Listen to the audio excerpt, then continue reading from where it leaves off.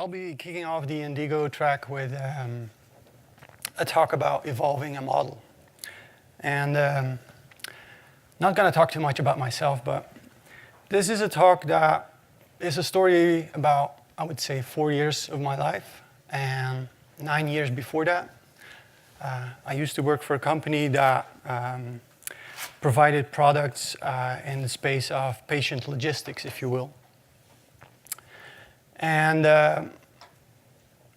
in 2009, I was tasked together with a group of 4 people, basically, to build an appointment scheduling product for hospitals. So what does this have to do with domain-driven design?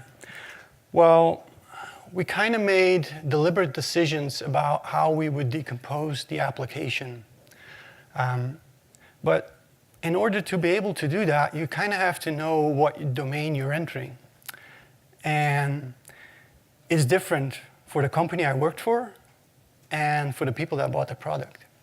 That's already one of the main differences. If you think about a hospital, then you don't think about a scheduling solution. You think about diagnostics, therapy, care that's being given to you. So for the hospital, an appointment scheduling solution is basically something that supports all these processes for them. Whereas for the company I worked for, this was basically their bread and butter. This was their core domain, if you will. And it was broader than just scheduling. It was everything that had to do with logistics. What does that mean? Well, it means getting you from your home to the hospital and back, getting you to care facilities, making sure you have an appointment, making sure you have a bed.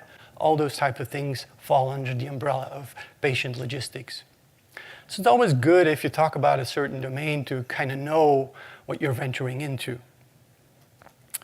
And at one point in time, our context map looked a bit like this.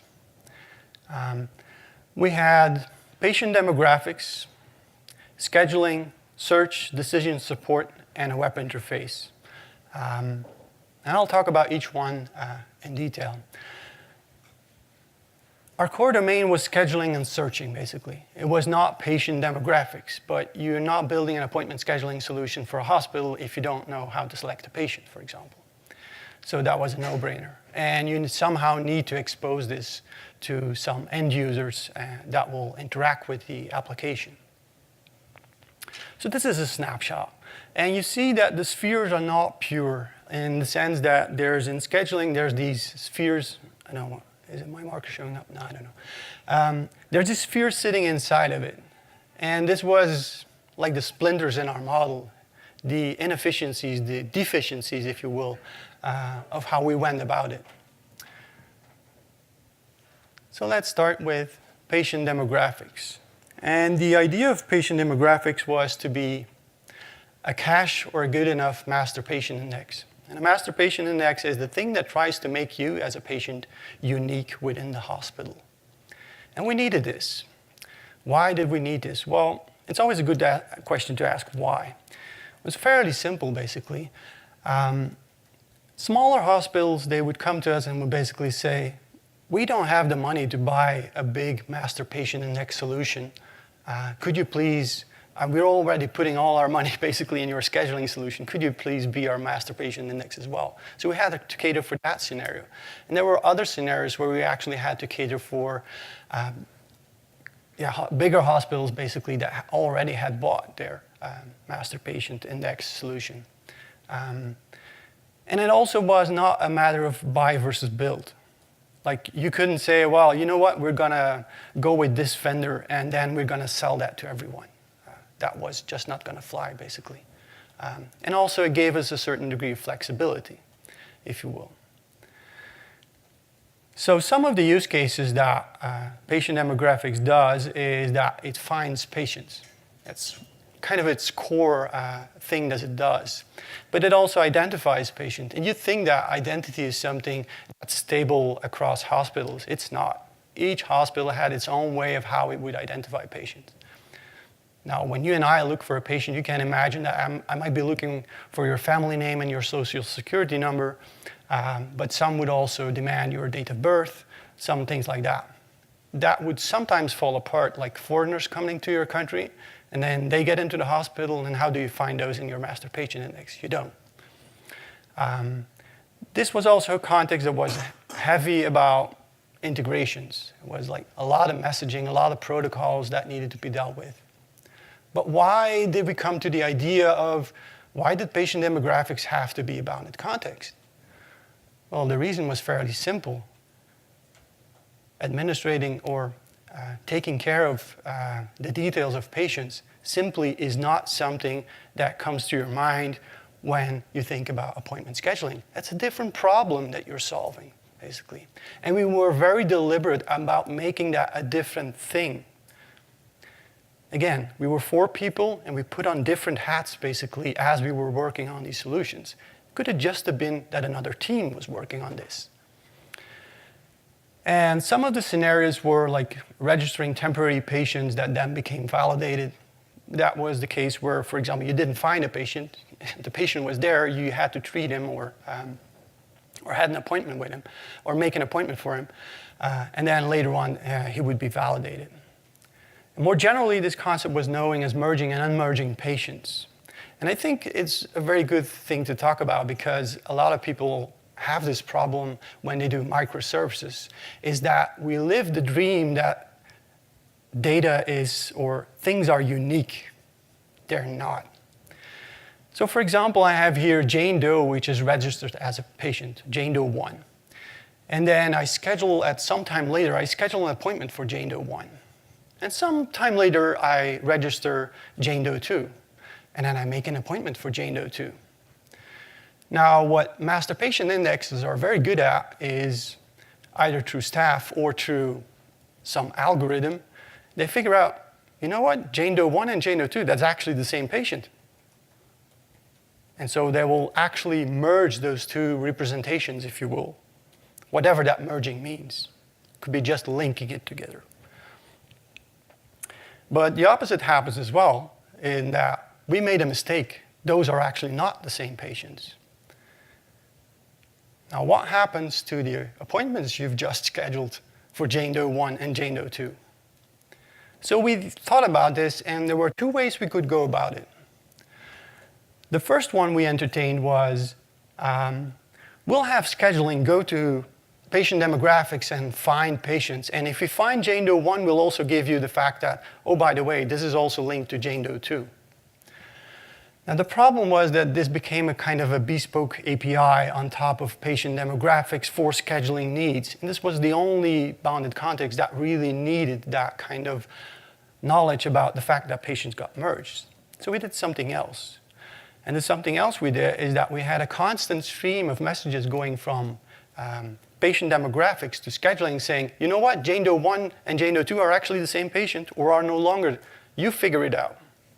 And that made a lot of things easier because there were, in scheduling, there were a lot of historical views, like I want to see all the appointments this patient had. This patient, what do I mean by that? That's both Jane Doe 1 and Jane Doe 2 at that point. But sometimes you just want to have the historical view, like you want to view a schedule in the past. Well, then at that point, I want to see that it was Jane Doe 2, regardless of the fact that it's now been merged or not. So there were a lot of small subtleties, basically, that made this a better approach to integrating these 2 bounded contexts than the other one. So let's move on to scheduling. Right? So patient demographics, it's supporting, it's sitting there, it's doing its thing. Not a lot of love went into that bounded context in the sense that we wanted to get it out quickly. So on a code quality level, for example, it was not pretty code to deal with. Now, scheduling is a different beast. And I like to have these taglines under my bounded context to just give what do they need to be good at. And it's very simple for scheduling. They need to be able to schedule appointments efficiently. Now, I think everybody in their daily lives, you've used a calendar. You use it on your mobile phone or on your desktop. We kind of get a picture in our head when we talk about scheduling. And it's not so different for doctors. I have Dr. Jones working here today, not Indiana Jones, but another Dr. Jones. And he's having 3 appointments on there, general consultation with Mr. Miyagi, and then a post-op consultation and a total hip prosthesis. So, yeah, I mean, it's not that different of how we deal with a calendar, I would say. And a naive way to model this could be, well, I have my schedule aggregate with a schedule entity in it, and I have a bunch of appointments hanging off of that. But here's the thing you don't know about Dr. Jones. Dr. Jones performs, give or take, like 20 appointments per day. He works like 200 days a year. That's 4,000 appointments per year, and he has been working for 10 years. Now, I'm making an assumption here that the software will last for 10 years. So he has about 40,000 appointments. So our little aggregate we designed there, what if I want to add an extra appointment there? So you get into this mindset, oh, I know we're using an ORM, so we're going to lazy load that collection of appointments and add a new one and teach it that way. Or we're going to snapshot if we're using event sourcing, for example, and we're not going to care about those 40,000 appointments and do it that way. But there's something we've been missing. There's something very obvious that we should be exploring. And the question is, can you see it? Let me ask you a question. How many of you have a planned scheduled appointment at 2 a.m. in the morning with their doctor? You don't. Why? The doctor is sleeping, you're sleeping. So this is a business that works on a day-to-day basis. If we simplify that with that new knowledge, our model becomes one of 20 appointments that we have to load. Why? Because we have an aggregate that is a scheduled day. A day in a schedule, if you will, of which we are hanging off the appointments, which will be 20 appointments. There'll be many more of these scheduled days, obviously. But this was the most fundamental, deep insight we had into our model. It was very basic, very simple, but everything was hanging off of this. And for those of you that might think, yeah, but aren't there appointments like if I go to an emergency room? Well, that's not a planned appointment, for one. So are you saying there's never appointments that are longer than a day? No, there are actually procedures that are being performed that take 2-3 days, for example, on an operating theater. But it's very niche. That's not the bulk of the appointments being scheduled. And we can entertain using a different model for that. It's not that we have everything to solve with the same model. This one was very capable of doing the day-to-day operations, if you will. So one day I was walking in my garden and I saw this bee on a flower. I took this picture of the internet. I didn't snap it myself. And it got me thinking about the model we had. So what does a bee do? A bee goes from one flower to another flower to another flower. Now, normally I don't make a lot of analogies, but this was striking. It was like, is an appointment really part of the scheduled day? Is it? I don't think it is. Because you can reschedule an appointment on the same day. Well, then it's actually still part of the same scheduled day, but you can reschedule it to another day, or you can reschedule it to another resource, to another schedule, if you will. Those are the basic things you do.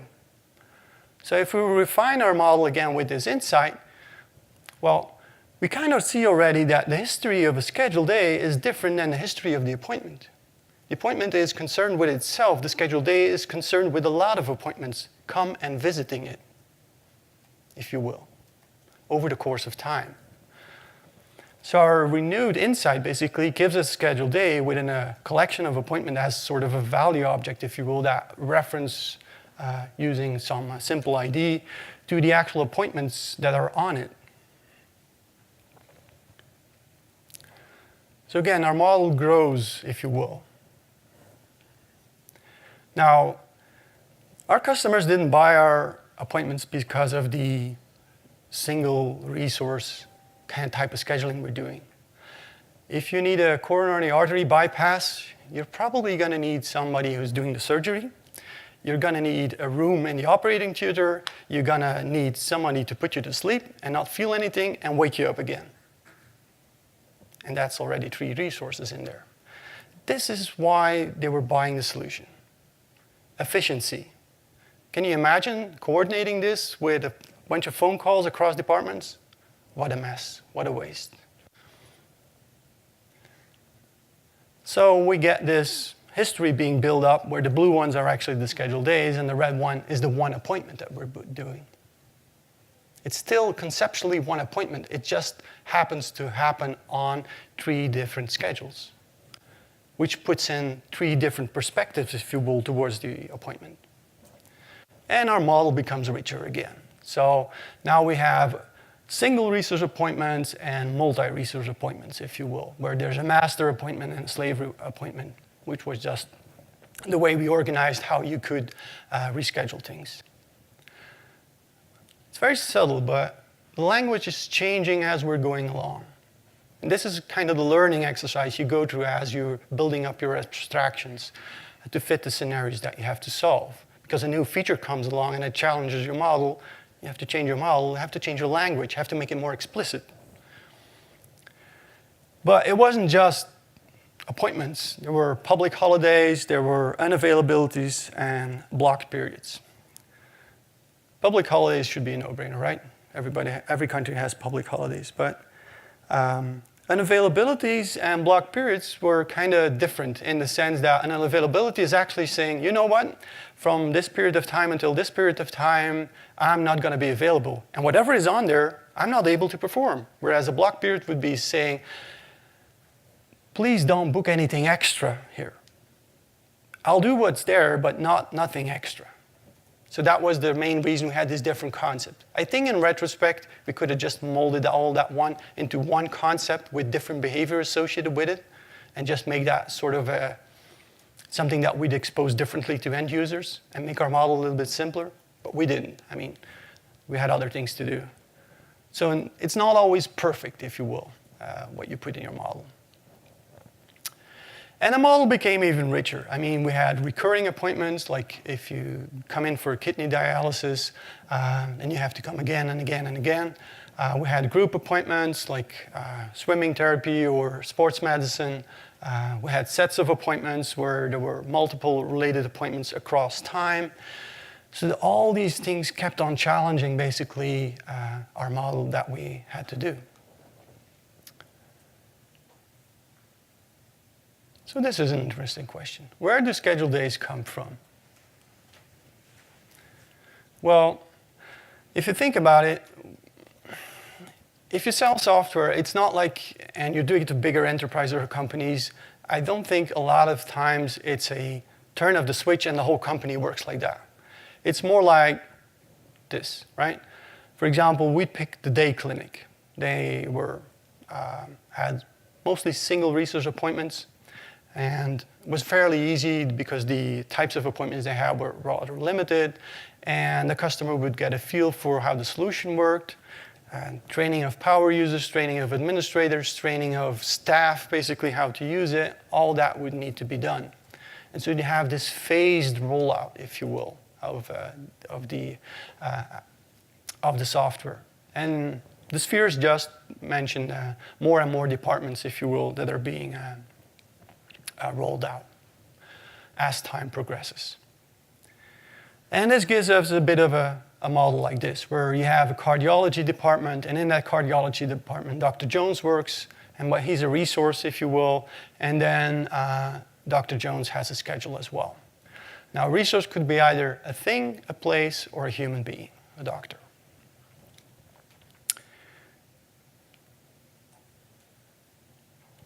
A paper book. There's an interesting, I don't know whether or not you remember still the day when you go to your dentist and he'd write, or his secretary would write, your next appointment in the paper book. And this paper book has a nice property to it. And let me show you what it is.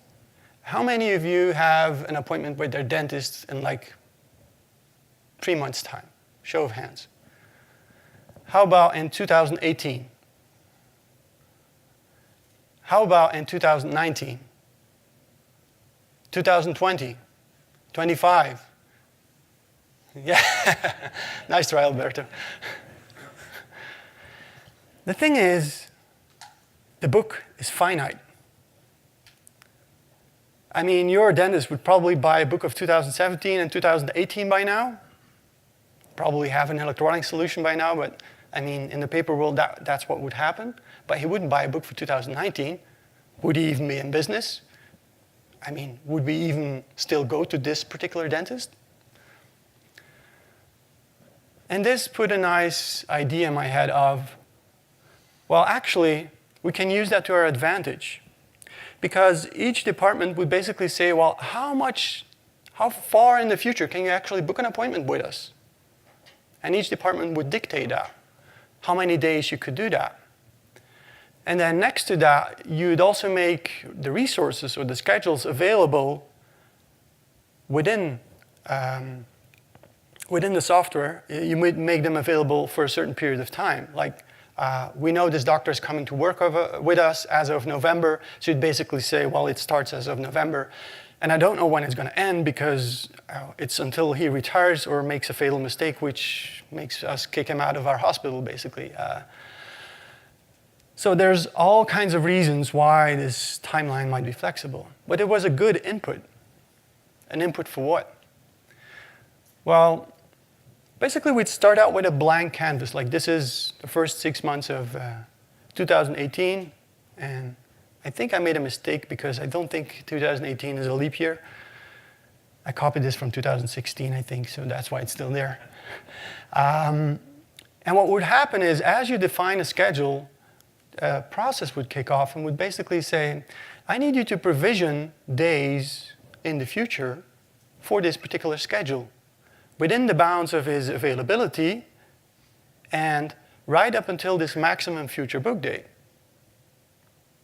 That would kick off basically all these, or roll out all these scheduled days. And then, as tomorrow becomes today, we'd add another day at the end. So the clock was also an incentive, basically, to roll out an extra day. Now, in all honesty, we rolled out a couple of more days because if that process went down, we didn't want them to be blocked in any way. But conceptually, that's what's going on. So that's where the days are coming from. But, you know, doctors, they change their mind. I mean, all of a sudden, this availability was changing. How many days in the future they could book would be decreased or increased. So we had to compensate for that as well. And depending on what they did, we'd roll back days. An interesting question that pops up at that point in time. What happens to the appointments that are already on those days? We'll get to that. The answer is not, you delete the appointments. So another interesting question is, what can be booked on a scheduled day? Well, the thing is, the doctors would actually make up their schedule on a day-by-day basis. They would define a template for Mondays, for Tuesdays, for Wednesdays, depending on where they were working and what they were actually doing. So we had a lot of language around that. Like, the green thing there is we call the session. And then within a session, we had 2 programs here in the morning. One was a consultation program, and a program would basically dictate what type of service you would provide during that period of time. It would also say how big a time slice that is, how much you could fill it, and you could overfill it. So the maximum fill percentage is basically starts at 100% and then goes up until you overbook it, basically for example, for 150%. And then we have a minor surgery program, which would entail minor surgery. But the difference with the consultation program is that in consultation program, you get fixed slots of 15 minutes, whereas in the minor surgery, you would get one big slot, basically. And whoever comes and what type of service you put there, basically would take the time that it needs, and then the rest of the time would be available. And you also had that in the afternoon. So basically, that's a mold that defines how a day should work. And again, we have our rolled out days, and upon defining the template, every other Monday, basically, we tell this every other Monday that this is how you work. And this would look a little bit like this, I would say, if you flatten out to 24 hours. But obviously, doctors being doctors, they change their mind. They change how they work. For example, this particular doctor didn't want to do minor surgeries in the morning anymore, but he wanted the same schedule every Monday, for example. And that would alter things again. So again, we would react to that and would basically tell all these Mondays how they needed to work. And our model became richer and richer, right? So now we have departments and with a couple of schedules in them, with templates associated with them, and each template had a couple of sessions and a couple of programs. And then we had this more reusable concept of programs that you could use across days, if you will. And then we had the appointment types, which would be the type of service you would be providing. And then at the bottom, we have the model that we saw before, which was all around the scheduled day. There was an interesting property that we were seeing here, is the direction of things. Was that anything you changed in the upper model or things that were related to the upper model were pushing on to the lower model, if you will. We never made this split. I regret it, but yeah. So that's the kind of thing that you sometimes encounter, that you're seeing something, but you're kind of scared to pull it out because you don't know what the benefit is going to be of actually doing that. And it's also a bit of a time and a money issue, obviously, because pulling it out is going to cause other things to be postponed at that point. But nonetheless, it was a clear sign that we saw something was going on in there. And this is one of the splinters I hinted at early in the beginning in the context map. This one that we clearly saw. I later read a book by Martin Fowler, and he calls the top one the knowledge level and the bottom one the operational level. Now, what effect does change have on a scheduled day? And this is an interesting one. So we've already seen that we're actually changing days. But what are the changes that are being induced on a day? So now we're getting to a smaller scale, if you will, where we're changing the template, we're taking slots for public holiday, for unavailabilities, we're booking slots for appointments, we're overbooking slots, we're closing slots, we're canceling slots. So a lot of the language around what would happen to slots and why it would happen to slots. If we put that on a timeline, then it would look a bit like this, where, for example, on Monday, the 8th of January 2018, first thing that would happen, the day would be rolled out. And then, for example, in this case, the template would be changed. Because the template was changed, there became availability for you to book appointments on it. And then somebody would actually book an appointment on it, and would book another appointment on it, and book a third appointment on it. And then the template would change again. But this time we just extended the availability. So nothing really changed there. I mean, there was just more time available. And then somebody added the blocked period.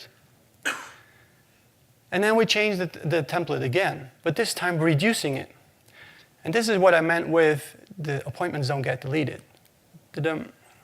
I wouldn't so much say as the domain itself, but we introduced a concept that helped people solve this particular case where they wanted to change the schedule, but they needed some time to actually perform the other changes that would entail, meaning an appointment became pending. Like, I'm still sitting here on this slot, but actually, you're not able to perform me because actually I'm not here anymore. You need to solve this. I'm in conflict somehow.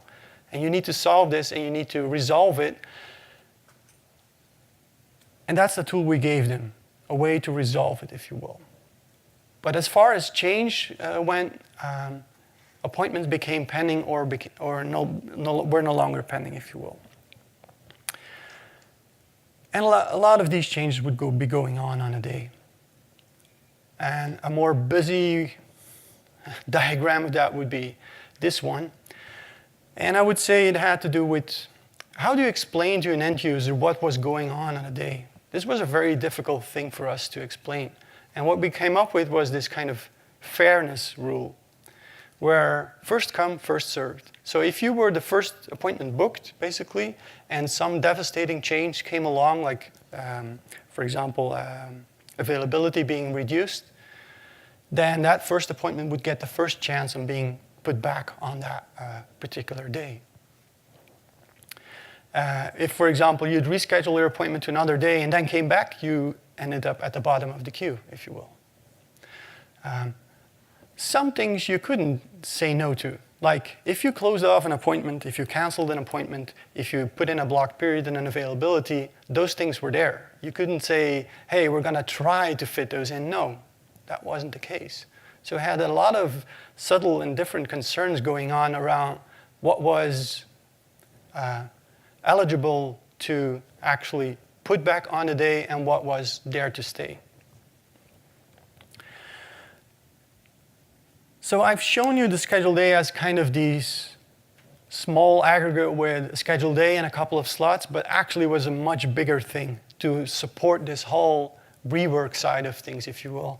Now, conceptually, you could think of it that obviously the whole code to do the rework of a day was not sitting within the aggregate, but was actually executed within the context of the aggregate, if you will. So the model that sometimes sits under something or associated with something can be much deeper, if you will, than what it looks like on the surface, I would say. So, searching.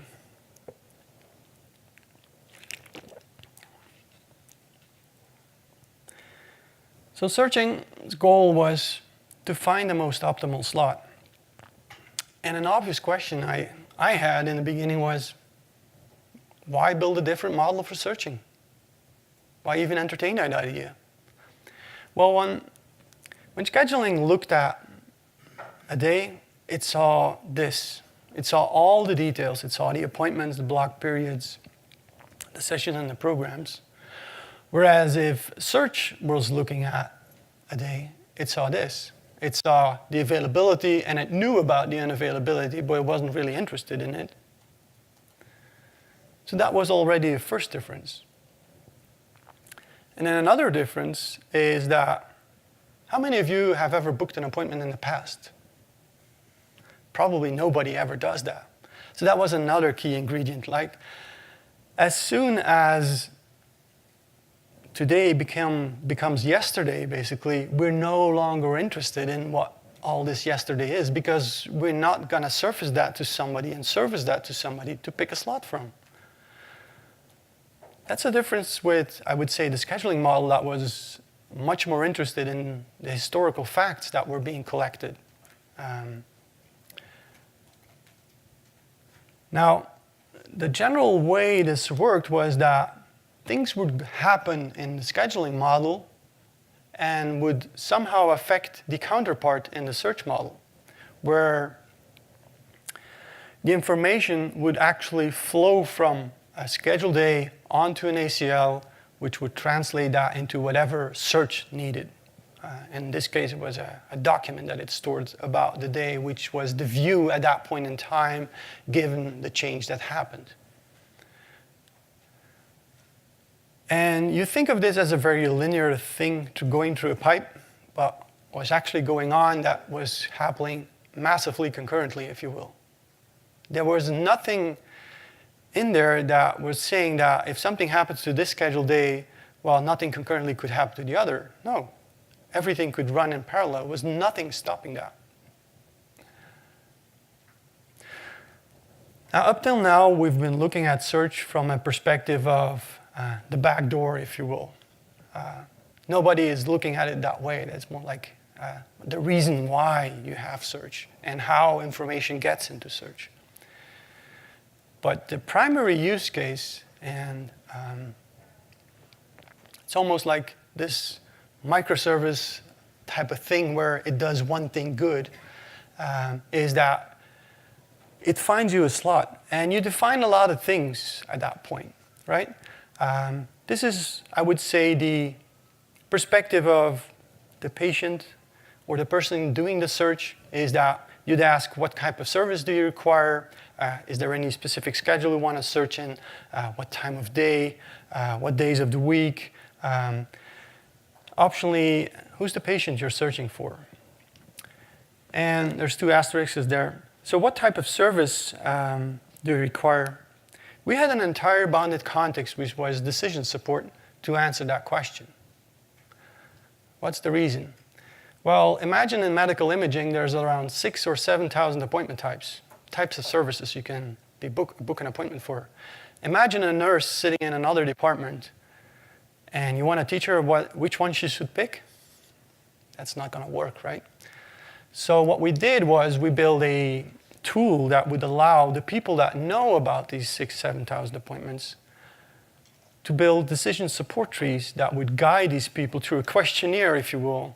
And at the end of it, it would say, this is the type of appointment you need to book, or don't book an appointment, call the hospital right now, or call the department right now, or you don't need to book an appointment, you just need to prescribe these medicines, for example.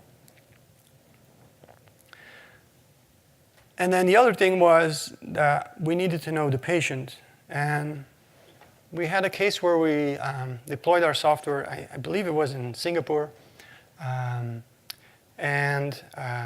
of the population there had a preference to have females be seen by female doctors and males be seen by male doctors.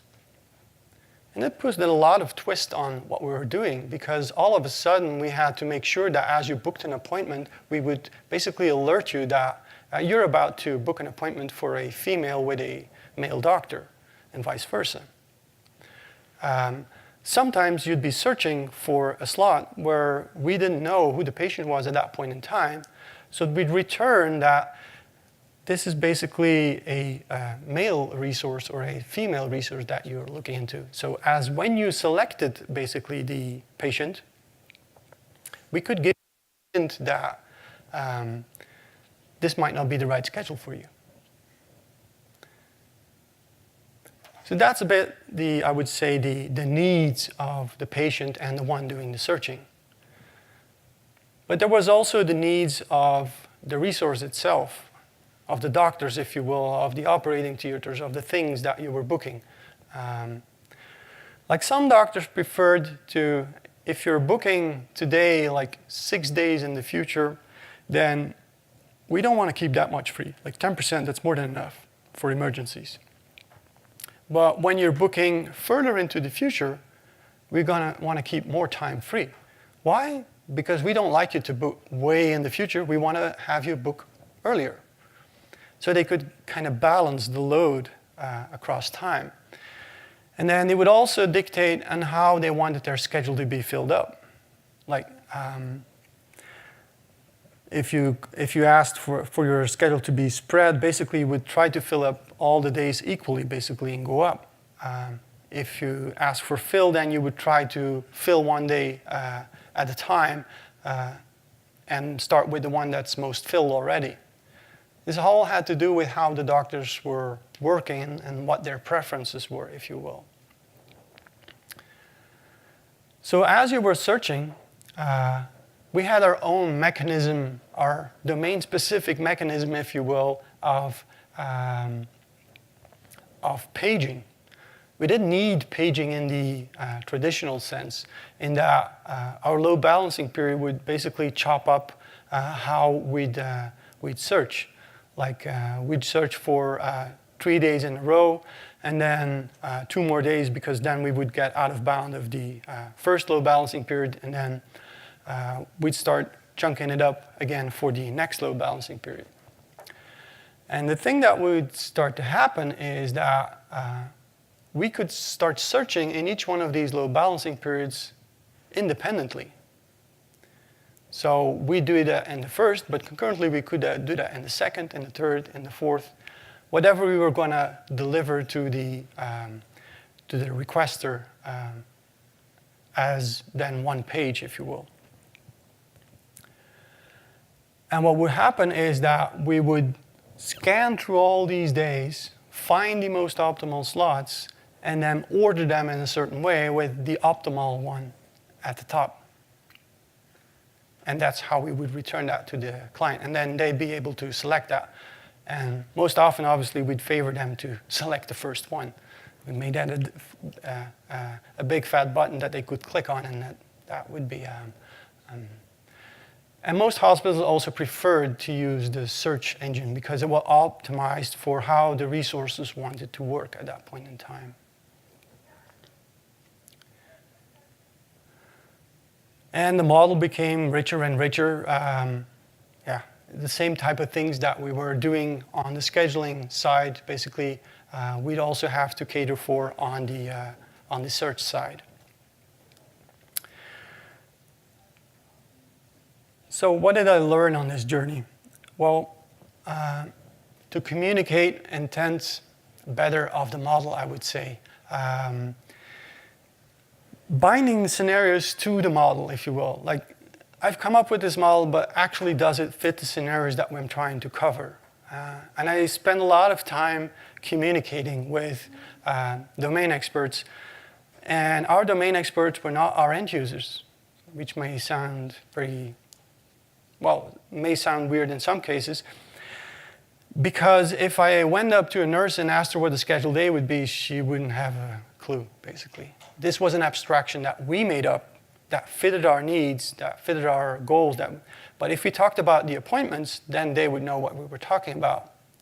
But they were kind of expecting that a scheduled day was doing its work like it was supposed to, such that the appointments would work in the way they thought about them. So it was very implicit knowledge for them.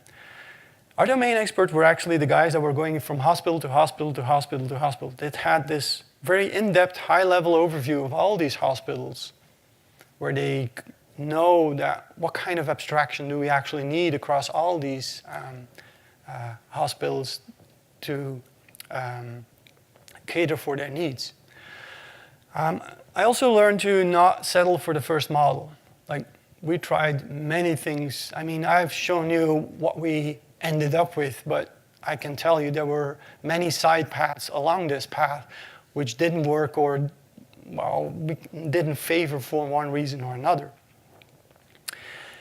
And also not to rush it. I mean, there's a tendency today to rush things, to, you gotta deliver, I think when it comes to modeling, you need to learn to give it some time and not try to solve everything in one day or on day one, I would say. I think, the most obvious one is that time being a very unorthodox aggregate, I would say, like the scheduled day was.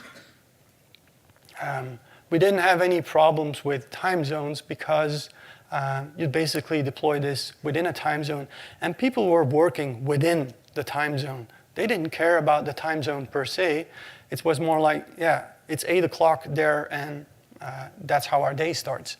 It doesn't matter what time zone that is in. It does matter when an email is being sent to you and you're from another state or another country, for example. Then it might matter to you how that's being communicated. And as I said, you kind of need to accept that not all your language in your model is coming from your end users. I think a common mistake people make is that they try to shoehorn everything into the language that the user uses, and I think there's room for exploring other ways of doing that. We also had to learn to deal with imperfection. Like, there was a lot of things in there, like I've shown you one where there was a clear split between things, but we just didn't have the time to build all this and also split things further up.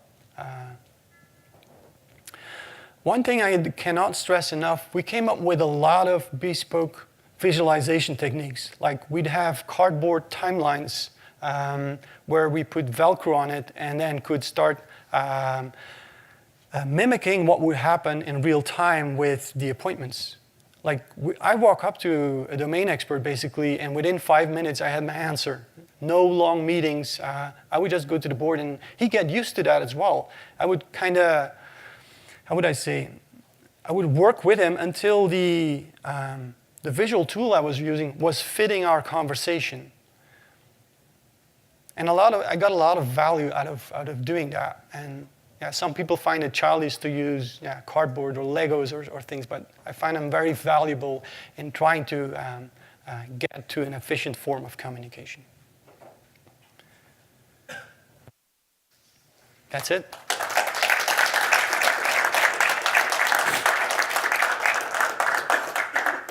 Well, we still have 5 minutes, so if you have questions, feel free to ask. I finished on time. Oh my. Yes, go ahead. Hold on a second, because I want to record your question. Okay. Well, There's one over there.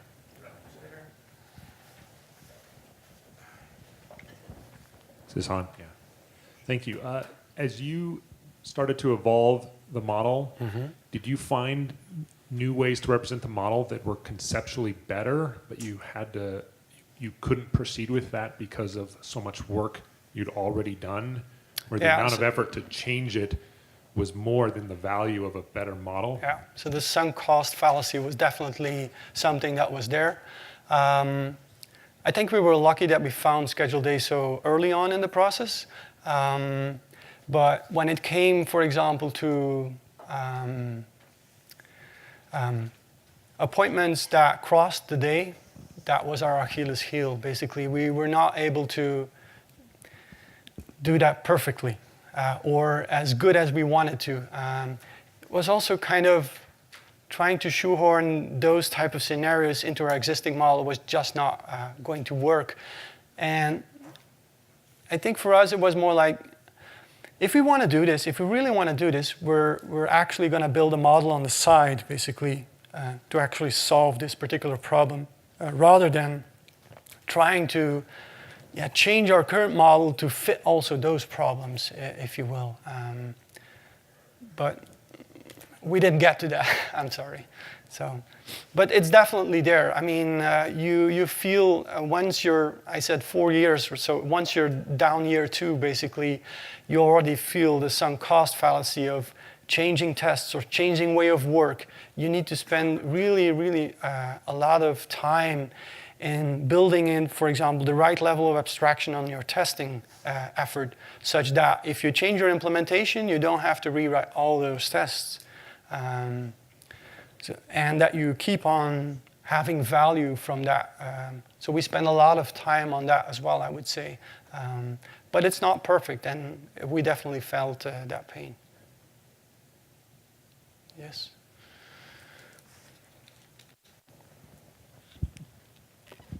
Hi, so one question I have is, when you make changes to the domain, apparently that could trickle down to changes in the persistence layer, right? So when you introduce schedule days, that could change the data model. And the later you are in your development, you might have a lot of data. So how do you manage the changes to the domain that affect the data model or persistence layer? So this is a time-heavy model. Was an audit-heavy model. So we were using event sourcing for this particular part, such that it was more about the changes of semantics in language, of messages that we were changing, that we needed to transform to a new way of working with it, rather than the persistent model. Like if you would use an ORM, basically, then you'd be more in the relational type of migration that you would need to do. I think that would still be there if we'd picked an object relational model or a relational model to support that. So how do you work with that? I don't think it's very different than you do in other types of working with software at that point. But as I said, be patient with your models. Let them grow, let them evolve, and think of the right time of, is there more things coming down the pipe that might challenge this? Obviously, you don't know everything. I mean, nobody has a glass orb, but I think it's a good way to postpone and wait for the right moment to actually put this in production, so that you don't have a lot of churn, and then be much more, you go in a different mental state about versioning, about change, basically, I would say. As a team at that point, once you go into production, you're much more careful about what you change. The changes you want to make are additive rather than destructive. I think a lot of teams, what they do is they don't spend a lot of time when they do event sourcing, for example, on thinking about their message names and the semantics that they're putting in there, what's optional, what's required, all those things. And if you don't do that, you run into that problem fairly quickly if you put it in production. All right, I think the time is up. If you have questions, please feel free to find Yves. Yeah, I'll be in the creative space, so. Yeah, and you can ask and talk to him one-on-one. Don't forget to provide your feedback on the website. Thank you very much.